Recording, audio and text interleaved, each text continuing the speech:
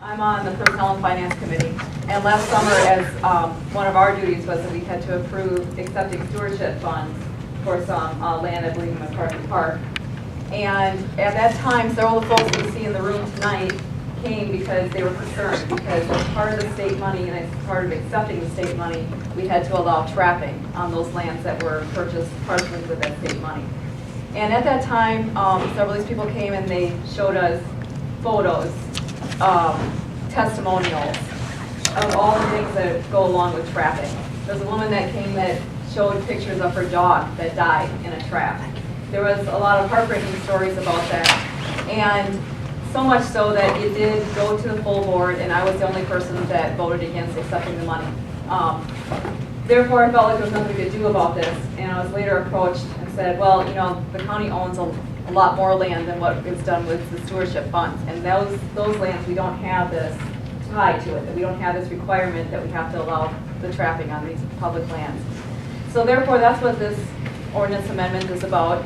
And I am not sure if you guys have in front of you, there was a substitute that was later drafted. Yes.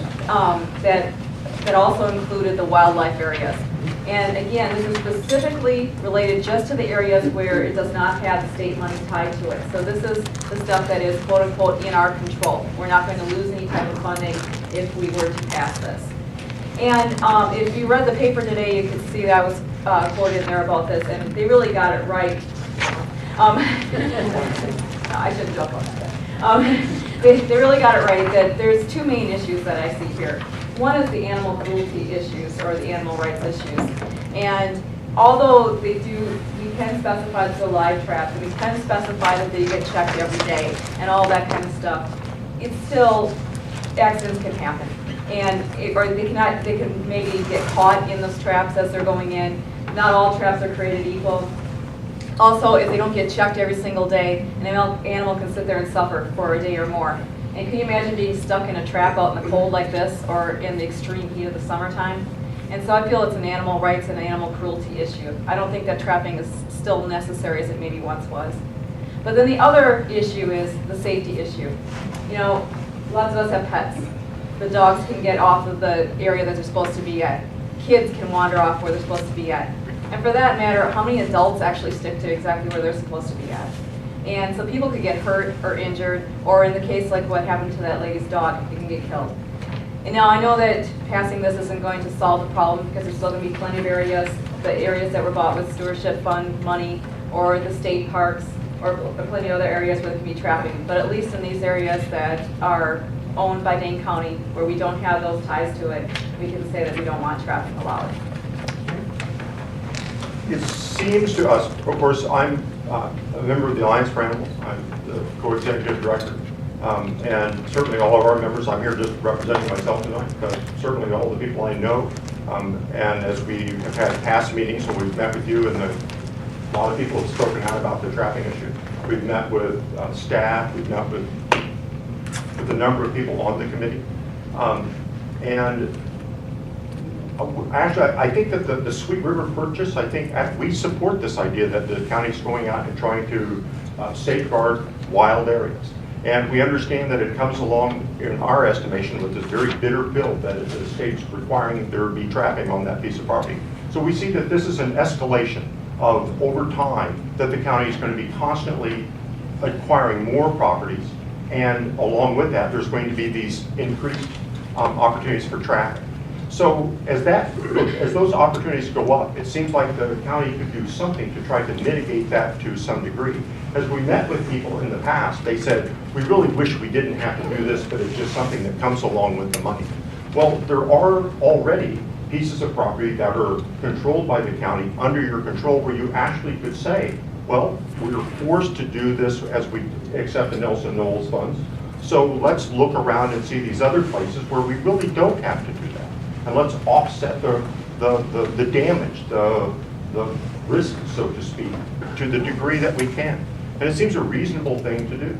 I think just what happened today was approving this purchase. So really what it does is it opens up a new area for people to go in and trap in, because you're required to let them do that.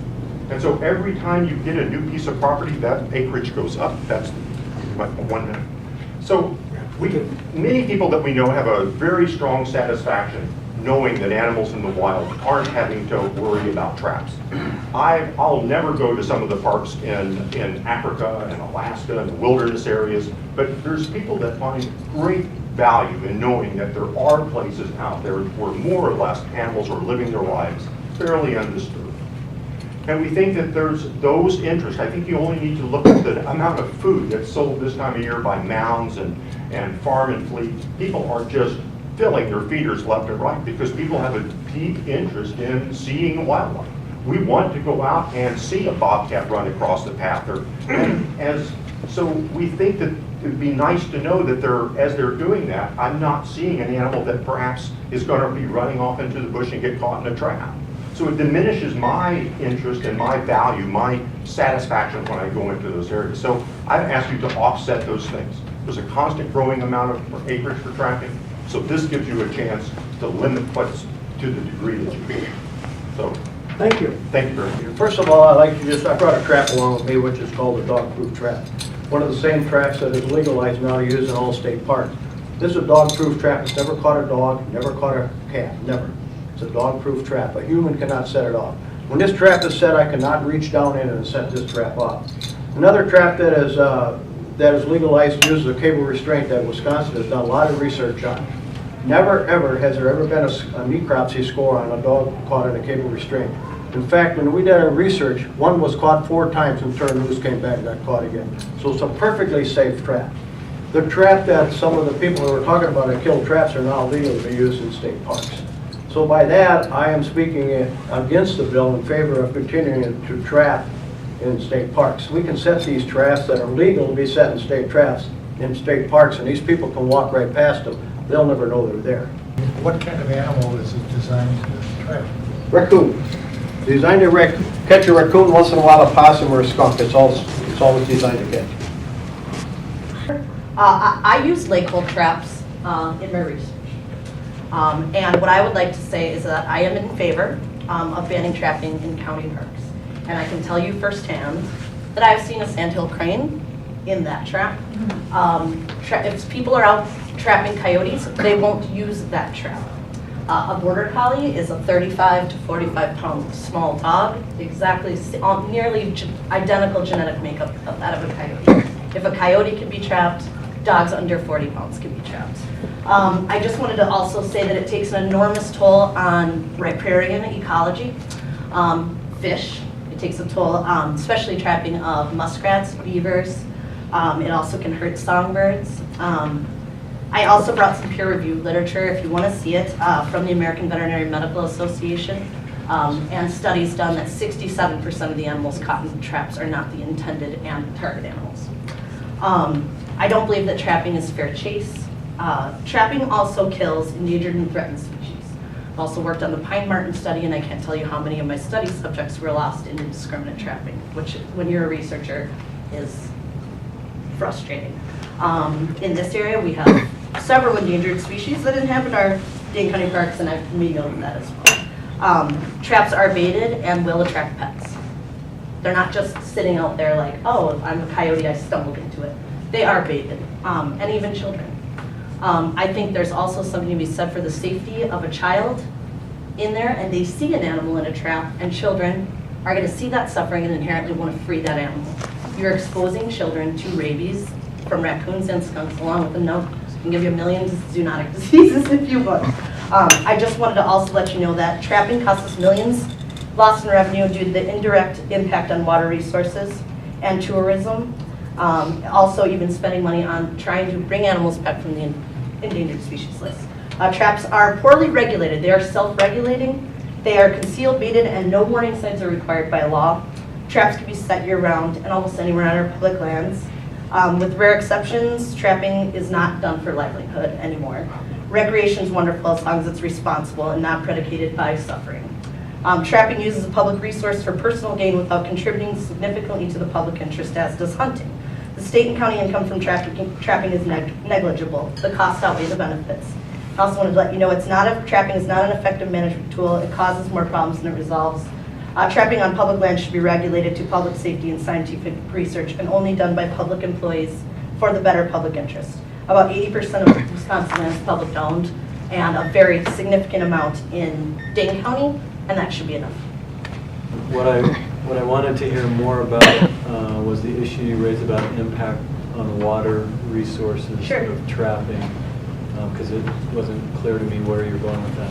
Okay, sure. With riparian habitats, muskrats, beavers, mammals that essentially live near the water, coyotes. Coyotes keep those numbers down, and those animals help with wetland restoration by damming up parts of creeks. This is especially true in southern Wisconsin, although the beaver is not making the greatest comeback that we would have liked to have seen.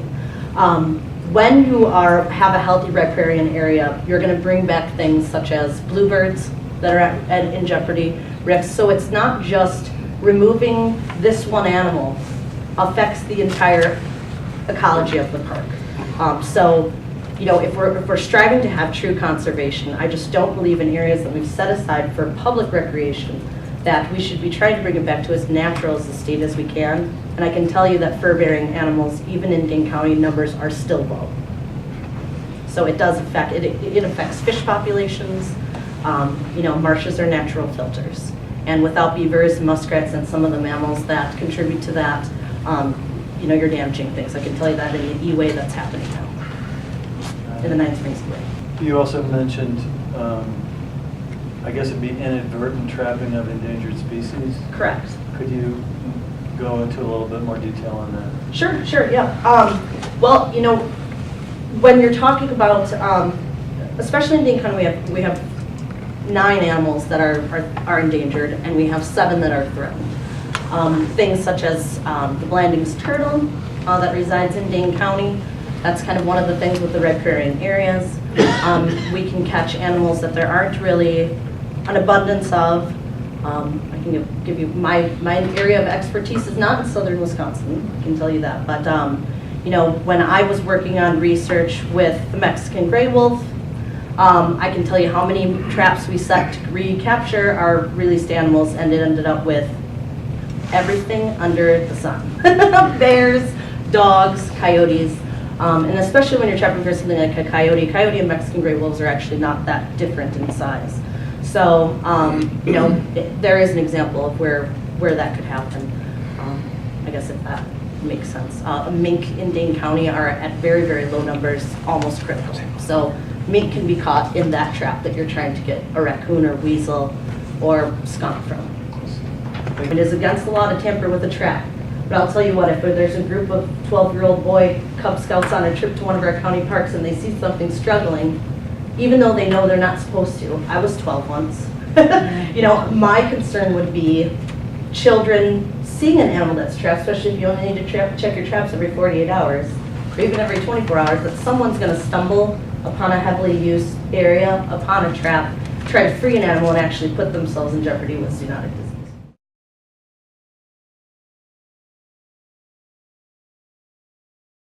At times, several of the folks that you see in the room tonight came because they were concerned, because as part of the state money and as part of accepting the state money, we had to allow trapping on those lands that were purchased partially with that state money. And at that time, several of these people came and they showed up so that it did go to the full board, and I was the only person that voted against accepting the money. Therefore, I felt like there was nothing we could do about this, and I was later approached and said, well, you know, the county owns a lot more land than what is done with the stewardship funds, and those lands we don't. I'm on the Personnel and Finance Committee, and last summer, as one of our duties was that we had to approve accepting stewardship funds for some land, I believe, in McCarthy Park. And at that, we don't have this tied to it, that we don't have this requirement that we have to allow the trapping on these public lands. So therefore, that's what this ordinance amendment is about.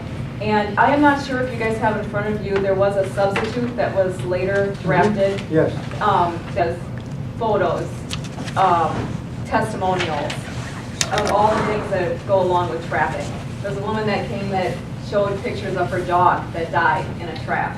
There was a lot of heartbreaking stories about that. And so much so